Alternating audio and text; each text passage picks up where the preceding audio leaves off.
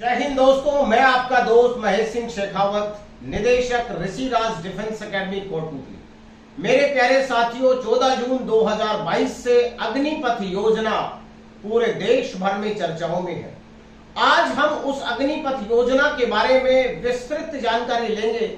मैं आपको एक बात बताता हूं कि इस पूरे वीडियो को बनने के बाद आपको इस योजना से संबंधित किसी भी प्रकार का कोई डाउट नहीं होगा, लेकिन आपको इस वीडियो को अंत तक देखना है, क्योंकि मैंने देखा है बहुत सारे स्टूडेंट बीच में ही वीडियो को छोड़ के मेरे से प्रश्न पूछना शुरू कर देते हैं। तो आप जब तक पूरे वीडियो को ना देख लें, आप प्रश्न ना करें, आपको पूरे प्रश्नों के जवाब आज मैं विस्तृत में दूंगा। दूसरा दोस्तों, एक वीडियो बनेगा आर्मी का, दूसरा नेवी का, तीसरा एयरफोर्स का। ये तीनों वीडियो डिटेल में आपको ऋषिराज डिफेंस एकेडमी के यूट्यूब चैनल पर मिलेंगे। आज रात को 10 बजे तक हम इसको अपलोड करने वाले हैं। तो प्यारे साथियों, आप देख रहे होंगे मेरी इस टेबल को कि इस पे जितने भी अग्निपथ योजना से संबंधित पत्र हैं जो आर्मी ऑफिशियल वेबसाइट से डाउनलोडेड है, और ये सारे के सारे पत्र विदेशी भाषा में हैं। मैं इनको आसान करके आपको स्वदेशी भाषा में समझाऊंगा। मेरे साथियों, अग्निपथ योजना क्या है, इसमें आपको जाना चाहिए या ना जाना चाहिए, क्या फायदे हैं, क्या नुकसान है। वैसे ज्यादातर मेरे दोस्तों को इस अग्निपथ योजना के बारे में संपूर्ण जानकारी है, और ये तीनों वीडियो बनने के बाद मैं पॉलिटिकल बातें करूंगा। ये पॉलिटिकल बातें कहने का मतलब ये है कि मैं सांसद महोदय जितने भी हैं उनके लिए एक संदेश देना चाहूंगा, और मेरे सभी युवा साथियों से निवेदन होगा उस वीडियो में कि वो संदेश शांति पूर्वक अपने सांसद महोदय तक पहुंचाएं, क्योंकि 2024 में इलेक्शन है, और अगर आपने सही तरीके से अपने प्रश्न अपने सांसद महोदय तक पहुंचा दिए तो शायद आप जो बच्चे जिनका एग्जाम नहीं हुआ या जिनका एनरोलमेंट होने के बावजूद भी उनका ज्वाइनिंग नहीं हुआ, स्पेशली एयरफोर्स, तो उन सबका जवाब भी उन सांसद महोदय के पास में होना चाहिए। तो दोस्तों, हम ज्यादा डिले नहीं करेंगे। इस पूरी टेबल पर ये वीडियो थोड़ा लंबा हो सकता है, मेरे पास बहुत सारी चिट्ठियां हैं। A to Z अग्निवीर योजना में आपको कैसे आवेदन करना है, आपको क्या क्या कार्रवाई करनी है, डॉक्यूमेंटेशन क्या क्या आपके पास में होनी चाहिए, और आपका एज कैलकुलेशन कब से होगा, कौन कौन सा आपको रिटन एग्जामिनेशन में किस किस को बेनिफिट होने वाला है, तो मैं सारी चीजें डिटेल में करूंगा। फिर भी वीडियो के अंत में आपका कोई प्रश्न हो तो प्लीज आप मुझसे पूछिए। मैं एक पूर्व फौजी होने के नाते मैं ये मेरी जिम्मेदारी समझता हूं कि पहले देश की सेवा और अब समाज की सेवा। तो चलिए हम पहला लेटर लेते हैं। दोस्तों, लेटर में लिखा है रिक्रूटमेंट रैली नोटिफिकेशन। तो इसमें जो मुख्य मुख्य बिंदु हैं जिसपे आपको एक्शन करना है, उनके बारे में आपको डिटेल से समझा रहा हूं। तो दोस्तों, इसमें बहुत सारी चीजें लिखी हुई है, जैसे एनरोलमेंट कैसे होगा, आपका सर्विस क्राइटेरिया क्या होगा, डिस्चार्ज कैसे होगा, वो सारी चीजें खासकर उस बच्चे के लिए बहुत ज्यादा उपयोगी नहीं है जो आवेदन करने जा रहा है। इसमें आर्मी रूल वगैरह दिए हैं, कौन सी फैसिलिटी आपको मिलेगी, कौन सी नहीं मिलेगी। उसके बाद में देखिए, मेन बात जो है, यहाँ पे जो छुट्टी है आपकी, वो रेगुलर सोल्जर से थोड़ी सी डिफरेंट है, आपको 30 दिन की मिल रही है। और उसके बाद में सिक लीव जो मिलेगी बेस्ड ऑन मेडिकल एडवाइस, जैसा डॉक्टर आपको एडवाइस करेंगे अगर आप मेडिकली कोई प्रॉब्लम आपको आती है तो। मैं आपको ये चीजें नहीं बताऊंगा कि आपको फर्स्ट साल में, सेकंड ईयर में, थर्ड ईयर, फोर्थ ईयर में कितना पैसा मिलेगा, ये ऑलरेडी आपको सबको पता है। अब ये भी मैं आपको नहीं बताऊंगा सेवा निधि पैकेज में आपको कितना पैसा मिलेगा। अगर फिर भी आपको लगता है तो मैं डिटेल में इसके बारे में भी एक वीडियो आपको बना दूंगा। इंश्योरेंस में कितना मिलेगा। अब चलते हैं मेन चीजें जिसके बारे में आप लंबे समय से मुझसे क्वेश्चंस कर रहे थे। पहले मैं आपको यह बता दूं कि जो हमारी पुरानी प्रक्रिया थी रिक्रूटमेंट की, जिसमें जो एलिजिबिलिटी क्राइटेरिया था यानी योग्यता थी, वो लगभग इस अग्निपथ योजना में भी सेम है। थोड़ा सा चेंजेस है, वो चेंजेस मैं आपको बता रहा हूं। तो पहला तो जो आर्मी की ऑफिशियल वेबसाइट है, इस पे आपको आवेदन करना होगा, जैसे पहले भी हम करते थे www.joinindianarmy.nic.in के ऊपर। अब देखिए, अग्निवीर जनरल ड्यूटी में जिस छात्र के 45% अंक है और प्रत्येक सब्जेक्ट में 33 नंबर है, याद रखिए प्रत्येक सब्जेक्ट में 33 नंबर होना जरूरी है, और एग्रीगेट यानी कुल आपके 45% होने चाहिए। जिसके ग्रेस मार्क है वो इसके लिए योग्य नहीं है। ये जीडी का है। सेकंड बात करते हैं हम लोग, इसमें ग्रेडिंग सिस्टम भी है, जो सीबीएसई के लोगों के लिए ग्रेडिंग सिस्टम है, C2 ग्रेड होना चाहिए। अब चलते हैं हम लोग अग्निवीर टेक्निकल अमिनेशन एग्जामिनर। इसमें आपने देखा होगा, थोड़ा सा मैं नजदीक से आपको दिखाता हूं। 10+2 intermediate exam pass in science with physics, chemistry, math and English with 50% marks होना चाहिए और एग्रीगेट 40%, यानी टेक्निकल में जाने के लिए आपके 50% अंक होने चाहिए और हर सब्जेक्ट में 40 नंबर। जो अब की बार नया जोड़ा है वो क्या जोड़ा है? 10+2 intermediate exam pass from any recognised state education board और central education board including NIOS and ITI course, NIOS national institute of open school, ये भी आपके लिए लागू है, और NSQF लेवल 4 यानी ITI जो है आपके लिए वो भी लागू है। जिस बच्चे ने ITI कर रखी है वो भी इसमें योग्य है, अगर 10th पास के बाद उसने ITI की है तो टेक्निकल के लिए। अगली बात है, हम टेक्निकल आर्म्स की बात करेंगे, SKT की और क्लर्क की। इसमें 60% मार्क्स होने चाहिए, फिजिक्स, केमिस्ट्री और मैथ सब्जेक्ट हो, या फिर हमारे पास कॉमर्स हो। मैथ वाला स्टूडेंट भी योग्य है क्लर्क के लिए और कॉमर्स वाला भी है। अगर जो कॉमर्स वाला है उसके लिए बुक कीपिंग और अकाउंट होना चाहिए, और जो मैथ्स वाला है उसके सेम जो पहले वाला क्राइटेरिया था वही है। अब बात करते हैं हम 10th पास की ट्रेडमैन की, और 10th पास ट्रेडमैन में पहले सिंपल 10th पास मांगा जाता था, आज भी 10th सिंपल पास है और हर सब्जेक्ट में 33 नंबर होना जरूरी है। तो यहां पे कोई परसेंटेज नहीं दिया ट्रेडमैन में। Agniveer 8th pass same to same पहले वाला ही है कि आप 8वीं पास होने चाहिए और हर सब्जेक्ट में 33 नंबर होने चाहिए। तो यहां पे आपको पूरी एक चीज क्लियर हुई होगी कि ग्रेस मार्क अगर आपके है तो you are not eligible for any category, किसी भी कैटेगरी के लिए आप योग्य नहीं है। NIOS सर्टिफिकेट चाहिए, आप स्टेट बोर्ड से पास हो, चाहे CBSE बोर्ड से पास हो, चाहे ICSE बोर्ड से पास हो, सारे के सारे सर्टिफिकेट आपके योग्य। और दोस्तों एज क्राइटेरिया में आपको एक्सप्लेन करने की कोई आवश्यकता नहीं है, डेली टीवीओ में चल रहा है कि 17.5 से 23 साल के बीच में आपकी आयु होनी चाहिए। और ये 17.5 से 23 साल कब कैलकुलेट होगी? ये 1 अक्टूबर को कैलकुलेट होगी, तो इसके बारे में आगे हम चर्चा करेंगे। Height and weight as per policy जो पहले होता था, अब काफी बच्चों के मन में एक कंफ्यूजन है कि एक्स सर्विसमैन कोटा को, या जिनके पिताजी फौज में हैं या फौज से रिटायर हो चुके, उस कोटा को खत्म कर दिया। ऐसा बिल्कुल भी नहीं है, आपके कोटे को बिल्कुल भी नहीं छेड़ा। आप देख लीजिए यहां पे लिखा है for son of service and ex serviceman, war widows and window of ex serviceman. Height में आपको 2-2 सेंटीमीटर की छूट मिल रही है, चेस्ट में 1-1, वेट में 2-2। और ये सबसे बढ़िया यहां पे आप देखिए, इसको मैं आपको डिटेल से समझा दूं कि देखिए यहां पे जो फिजिकल का क्राइटेरिया जो पहले था वही क्राइटेरिया अभी भी है, उसमें कोई चेंज नहीं है। 1.6 किलोमीटर की दौड़ थी, 5.5 से 5.5 में अगर 5.5 तक आप आ जाते हैं तो आप ग्रुप 1 में हैं, यानी आपको 60 नंबर मिल रहे हैं। और अगर 5 मिनट 31 सेकंड के बाद से लेके 45 सेकंड तक आते हैं तो आपको 48 नंबर मिल रहे हैं। तो कहने का मतलब इसमें किसी भी प्रकार का कोई चेंज नहीं है। और फिर भी अगर आपको लगता है तो आप मुझसे वीडियो में कमेंट करके पूछ सकते हैं। नेक्स्ट दोस्तों, मेडिकल के अंदर थोड़ा सा चेंज है। पहले मेडिकल जो होता था हमारा, उसमें 21 दिन का और 42 दिन का टाइम मिलता था कि उस टाइम में फिट होना जरूरी है, या फिर एमएच जब हमें डेट देता था तब हमें जाना जरूरी होता था। लेकिन अब ऐसा नहीं है, अब आपको अगर रेफर कर दिया तो 5 दिन के अंदर अंदर आपको हॉस्पिटल में पहुंचना होगा, और मिलिट्री हॉस्पिटल के अंदर आपको 14 दिन के अंदर फिट या अनफिट जैसा आपका स्टैंडर्ड होगा वो काम करना पड़ेगा। तो आपको 5 दिन, ये वाला थोड़ा सा चेंज हुआ है जो मैंने आपको हाईलाइट किया हुआ है।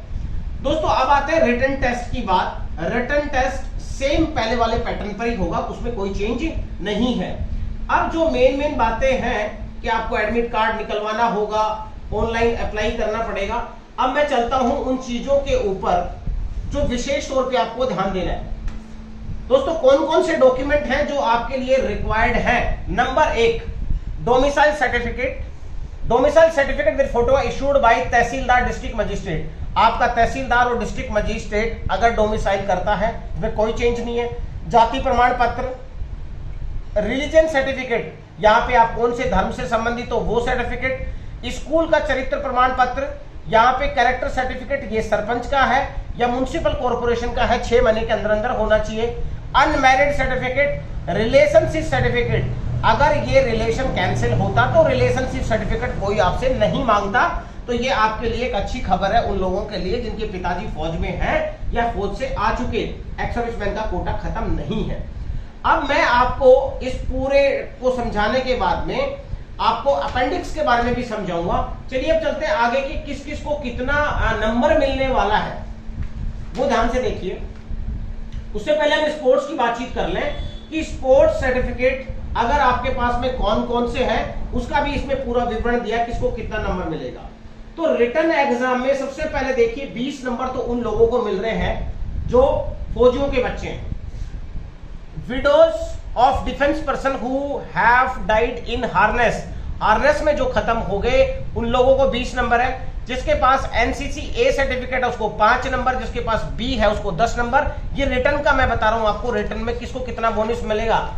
उसके बाद में NCC C certificate 15 number, NCC C certificate exempted from exam, यहां पे अगर क्लर्क में है तो उसको 15 नंबर मिल रहे हैं, लेकिन और जीडी में है तो एग्जाम उसका नहीं होगा।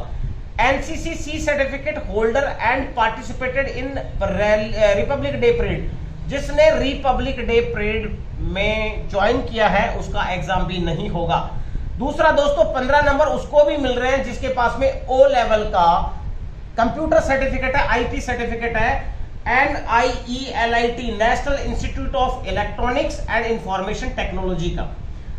आप देखिए जो मेन चेंज जो हुआ है, खुशखबरी की बात यह है कि जिसके पास 1 साल का ITI डिप्लोमा है उसको 30 नंबर, जिसके पास 2 साल का डिप्लोमा है उसको 40 नंबर, और डिप्लोमा जो होल्डर है उसको 50 नंबर। ये बहुत बड़ा बेनिफिट है उन बच्चों को जिसने ITI की हुई है।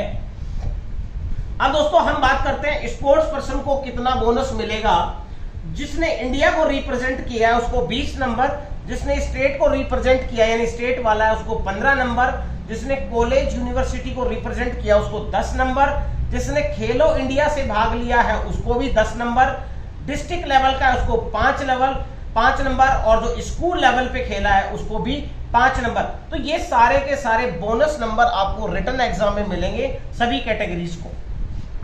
आगे चलते हैं दोस्तों, बहुत ज्यादा इंपॉर्टेंट बात है जो आपको बहुत गौर से सुननी है, समझनी है इस बात को, लेटर को, और थोड़ा सा मैं दिखाता हूं आपको। Candidate can apply in only 1 category. मेरे प्यारे साथियों, पहले क्या होता था कि अगर मैं क्लर्क के लिए एलिजिबल हूं, जीडी के लिए एलिजिबल हूं, टेक्निकल के लिए एलिजिबल हूं, तो मैं तीनों कैटेगरी में अप्लाई करता था। लेकिन अगर आपने एक बार में 3 कैटेगरी या 2 कैटेगरी लिए अप्लाई कर दिया तो आपका कैंडिडेचर यानी आपका फॉर्म कैंसिल हो जाएगा। This is very very important. तो आप इस बात पे ध्यान, candidate can apply in only 1 category. If you apply more than 1 then definitely your candidature will be cancelled, so please take care। आपकी जो डेट ऑफ बर्थ है वो होगी 1 अक्टूबर 2022 से कैलकुलेट। तो ये भी आपको ध्यान रखना, बहुत सारे बच्चे ने बोला कि सर मेरी एज कब कैलकुलेट होगी, तो आप 1 अक्टूबर 2022 को आपकी एज क्या होगी उसके अकॉर्डिंग आपको चलना है। नेक्स्ट दोस्तों बात यहाँ पे है, बढ़िया मजेदार बात है कि भर्ती में अभी तक हम बड़े बड़े बाल, बड़ी बड़ी दाढ़ी लेकर चले जाते थे, वो अब नहीं जा पाएंगे। यहां पे सिंपल आपको दिया है, candidate should be clean shaven except Sikh, सरदारों को छोड़ के बाकी सबको क्लीन शेव करके आपको पहुंचना है। तो यहां पे जो आप स्टाइलिश बाल लेके जाते थे वो नहीं ले जा पाएंगे। यहां पर एक बात बहुत ज्यादा इंपॉर्टेंट है दोस्तों, personal email ID and mobile number is must. जब आप फॉर्म भरवाएं तो आपकी ईमेल आईडी और आपका वही फोन नंबर दें जो आपके पास परमानेंट रहेगा, क्योंकि जो आगे की कार्रवाई होने वाली है सारी, आपका एडमिट कार्ड भी उसी मेल आईडी पे आएगा, जो भी मैसेज आएगा आपके फोन पे आएगा। तो यहां पे आप बिल्कुल भी लापरवाही ना बरतें। अगर आपने किसी दूसरे की मेल आईडी दी तो आपको नुकसान हो सकता है, तो इसलिए अपनी मेल आईडी दें। दोस्तों candidate's name, father name, mother name and date of birth must be entered exactly as per the matriculation 10th class board certificate. 10th class के बोर्ड सर्टिफिकेट के अकॉर्डिंग ही आपको सारे के सारे डिटेल वहां पे भरने। अगर आपके पिताजी का, माताजी का, आपके डेट ऑफ बर्थ में मिसमैच हो गया तो भी आपको दिक्कत आएगी। अगर मिसमैच है किसी का अभी भी तो प्लीज आप इसको चेंज करवा लीजिए। नेक्स्ट है दोस्तों 8 पास का, मैं ऑलरेडी आपको ब्रीफ कर चुका हूं। अब मैं आता हूं आपकी मेन उस बात के ऊपर। हाँ, एक बात और आपको बता दूं कि जब आप रैली साइट में जाएं तो वैक्सीनेशन सर्टिफिकेट आपका होना चाहिए, यानी कोविड-19 वाला सर्टिफिकेट, आपका दोनों इंजेक्शन लगे हैं या नहीं लगे, वो आपके पास होने चाहिए। अब दोस्तों मैं टैटू की विशेषकर बात करूंगा, अपेंडिक्स डी और अपेंडिक्स ई की। मैं पहले आप सारे के सारे ए से लेके और ई तक सारे अपेंडिक्स को डिस्कस करता हूं। आप देखिए यहाँ पे दोस्तों लिखा है list of schools education board. कौन कौन से बोर्ड आपके लिए योग्य है, कहां से आपने पढ़ा है, यहाँ पे सभी स्टेट का यहाँ जोन वाइज दे रखा है। मैं उदाहरण के तौर पे राजस्थान के लोगों के बारे में बताता हूं कि राजस्थान का जो जेडारो है वो जयपुर में है, और यहाँ पे लिखा है board of secondary education Ajmer, Banasthali Vidyapith Banasthali, Rajasthan state open school Jaipur, यहाँ पे स्टेट ओपन। और आपको पता है सीबीएसई, आईसीएसई वो बोर्ड भी हैं। अगर जो सीबीएसई से पढ़ा हो वो बोर्ड भी इसमें योग्य है। तो साथियों ये पूरा का पूरा जो है अपेंडिक्स ए, इसके अकॉर्डिंग आप योग्य हैं इसमें। अब बात करते हैं वेरी इंपॉर्टेंट अपेंडिक्स बी की, जिसमें दिया फॉर्मेट फॉर एफिडेविट। ये आपका एफिडेविट है, ये उसके लिए है signature of serving Agniveer ex serviceman army name range, जिनके पिताजी फौज में है या जिनका भाई फौज में है, उनके लिए ये एलिजिबल है। तो आप जब भर्ती साइट में जाएं तो आप देख लीजिए इसका प्रारूप, और मैं सभी को सजेस्ट करता हूं आप सभी इसको लेकर जाएं। ये फॉर्मेट आपके पास में होना चाहिए, एफिडेविट 50 रुपए के पोस्टल लेटर पर। नेक्स्ट है बॉडी टैटू। बॉडी टैटू का यहाँ पे प्रॉपर दिया हुआ है, ये आपके पास एफिडेविट होना चाहिए अपेंडिक्स डी के मुताबिक। Photograph of tattoo, post card size 4x6 यहाँ पे आपको लगानी पड़ेगी, इसको फिल करिए। यहाँ पे आपको साइन करवाना पड़ेगा, इंडिविजुअल साइन है, तो ये अपेंडिक्स डी भी आपको भर्ती में ले जाना जरूरी है। अब बात करते हैं दोस्तों अपेंडिक्स ई की। अपेंडिक्स ई के अंदर भी ये टैटू से रिलेटेड पूरी डिटेल है, आपको इसको भी एफिडेविट में लेके जाना पड़ेगा। तो मेरे प्यारे साथियों, जिन बच्चों के अभी क्या बोलते हैं टैटू है, उस टैटू को आप निकलवा लीजिए, या अगर टैटू है तो उसका कोई ना कोई सॉल्यूशन निकाल लीजिए, क्योंकि भर्ती में आपको जाएंगे तो ये टैटू वाला सर्टिफिकेट आपको देना पड़ेगा, और अगर आपने झूठ बोला तो आपका कैंडिडेचर कैंसिल हो जाएगा। दोस्तों यहाँ पे अपेंडिक्स सी के अंदर जो गेम्स है सारे के सारे, जो मेरे भाई स्पोर्ट्स कौन कौन से हैं, यहाँ पे टोटल आर्मी ऑफिशियल वेबसाइट के मुताबिक 33 स्पोर्ट्स को कैटेगराइज किया गया है। तो जो स्पोर्ट्स वाले दोस्त हैं वो चाहें तो इसका स्क्रीनशॉट ले लें, ये स्पोर्ट्स कैटेगरी कौन कौन से स्पोर्ट्स को भारतीय सेना मानेगी, आप इस पे ध्यान दीजिए। दोस्तों आगे चलते हैं, मुझे लगता है वीडियो बहुत बड़ा हो जाएगा, मैं थोड़ा जल्दी करूंगा। और यहाँ पे दोस्तों टर्म्स एंड कंडीशन है। टर्म्स एंड कंडीशन का मतलब आर्मी में जब आप जाएंगे तो आपको क्या बेनिफिट मिलेगा, क्या नहीं मिलेगा, आपको 25% में सिलेक्शन का आपका क्या ग्रेड रहेगा, आप डिस्चार्ज कैसे आएंगे, आपको निधि पैकेज कैसे मिलेगा, आपको मेडिकली प्रॉब्लम का सॉल्यूशन कैसे होगा। और सबसे बढ़िया बात आपके लिए ये हो गई कि ये जो हुई है अग्निपथ योजना, इसमें ऑल इंडिया ऑल क्लास हुआ। यहाँ पे कास्ट बेस्ड कैटेगरी, पहले क्या होता था कि जाति के आधार पर वैकेंसियां आती थी, वो अब जाति के आधार पर ना आके ऑल इंडिया ऑल क्लास होगा। इसका मतलब कोई भी आवेदन कर सकता है। ये इसमें मुझे बहुत अच्छी बात लगी, क्योंकि पहले कई लोगों को मौका नहीं मिलता था। और देखिए सैनिक कोई भी बन सकता है, तो इसलिए ऑल इंडिया ऑल क्लास का ये इसमें बहुत पॉजिटिव पॉइंट मुझे लग रहा है। आपको आर्मी नंबर कैसे अलॉट होगा, आपकी छुट्टी आपको कैसे मिलेगी, कैंटीन फैसिलिटी आपको मिलेगी, आपकी सर्विस के दौरान आपको डिपेंडेंट कार्ड मिलेगा या नहीं मिलेगा, ये सारी चीजें अगर आपको होगी तो मैं स्पेशली इसके लिए वीडियो बना दूंगा। बाकी इसकी मेरे ख्याल से कोई फिलहाल रिक्वायरमेंट नहीं है। और आपकी जो कैटेगरी है मेडिकल कैटेगरी, उसको XYZ 3 ग्रुप में बांटा हुआ है। पेंशन जो परसेंटेज ऑफ डिसेबिलिटी है उसको भी बांटा हुआ है। कहने का मतलब काफी चीजें हैं। अब मैं आपको एक बात बता दूं कि जो बच्चे 10th पास जाएंगे उनको 12वीं का सर्टिफिकेट मिलेगा, लेकिन अभी तक इस चीज का कंफ्यूजन नहीं है कि जो ऑलरेडी 12वीं है उनको ग्रेजुएशन का सर्टिफिकेट मिलेगा या नहीं मिलेगा। अब जो भारत, एक लेटर और है मैं उसको एक्सप्लेन कर दूं।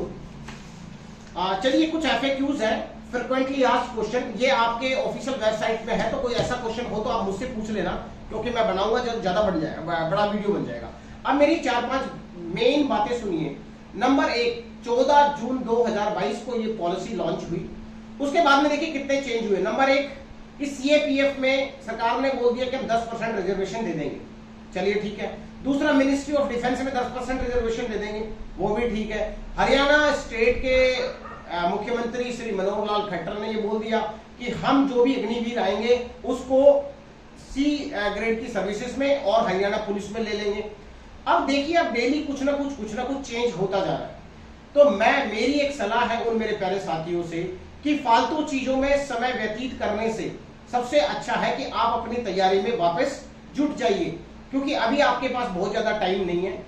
और अगर अभी आप तैयारी नहीं करते हैं, आपको यह लगता है कि आप कोई बड़ा कंपटीशन फेस कर सकते हैं, चाहे UPSC कर सकते हो, NDA CDS वगैरह कर सकते हो, तो आप उसमें जाइए। लेकिन अगर आपको लगता है कि मैं 4 साल के अंदर कोई ऐसा कंपटीशन फेस नहीं कर सकता, तो मेरे प्यारे साथियों, मुझे दुख तो है कि एग्जाम नहीं हुआ, लेकिन सॉल्यूशन यही है अभी कि आप इसमें जुट जाइए और 4 साल में आप फौज के अंदर नौकरी करिए।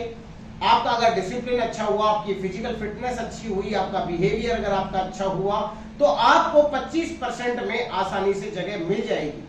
ये भारतीय सेना के लिए एक इजी तो नहीं होगा कि 25% को रिटेन करना फौज के अंदर और बाकी 75% को वहां से निकालना। It's very difficult task for the officer. लेकिन फिर भी अगर आप डिसिप्लिन रहे, पंक्चुअल रहे, डेडिकेटेड रहे, आपके अंदर अच्छा प्रोफेशनलिज्म रहा, एक अच्छे सोल्जर की तरह काम किया, तो अभी आपका कंपटीशन छोटा हो गया। यहाँ आप हजारों में एक सेलेक्ट होते हो, वहां पे 4 में से 1 सेलेक्ट होगा, 3 आउट होंगे, तो सिलेक्शन वहां पे छोटा हो गया। और रियल में जो इंसान डेडिकेटेड है उसको वहां पर भी जगह मिलेगी। बाकी आपको अग्निपथ योजना के बारे में डिटेल से पता है। मेरा जो नेक्स्ट वीडियो आएगा वो एयरफोर्स का आएगा और एयरफोर्स से रिलेटेड मैं सारी डिस्कशन करूंगा। अब 2-3 बातें आपको मैं बता दूं कि अगर आपने अभी समय बर्बाद किया फालतू चीजों में, तो मेरे ख्याल से आपका ये मौका भी हाथ से चला जाएगा, क्योंकि आपके पास एक ही मौका है 17.5 से 23 साल का। उसके बाद में जो नेक्स्ट भर्ती होगी वो 17.5 से 21 की होगी। तो मैं सभी मेरे उन युवा साथियों से निवेदन करूंगा कि पहले तो अगर आपकी एज आउट हो रही है तो आप इस मौके को ना जाने दें, और अगर आपको फौज अच्छी नहीं लगती तो 4 साल बाद आप छोड़ने का आपके पास मौका भी है, तो 4 साल के अंदर अंदर आप सर्विस कर पाएंगे। मेरे प्यारे साथियों, इस वीडियो को मैं अपलोड कर रहा हूं, और फिर भी आपको किसी भी प्रकार का कोई भी डाउट हो तो मेरे इस चैनल के ऊपर आप अपना कमेंट करें, अपना नाम लिखें और मोबाइल नंबर जरूर दें। आपका नाम, आपका मोबाइल नंबर और आपका क्वेश्चन क्या है, मैं खुद आपको कॉल करके सारे डिटेल से जानकारी दूंगा। लेकिन आप पूरे वीडियो को देखें, जब तक आपको वीडियो पूरा ना देखेंगे कोई भी चीज आपको समझ में नहीं आने वाली है। नेक्स्ट वीडियो एयरफोर्स का होगा, और ऋषि राज डिफेंस एकेडमी के यूट्यूब चैनल को मैक्सिमम लोगों तक फैलाओ, क्योंकि मेरा एम है कि सही खबर सही लोगों तक, अगर युवाओं तक मैं सही खबर देता हूं तो उनके लिए बहुत बड़ी बात है। और मैक्सिमम आपने चैनल्स देखे होंगे हवाबाजी करते हैं, लेकिन हमारा मेन मकसद है कि right information to the right candidate. जय हिंद, जय भारत, भारत माता की जय।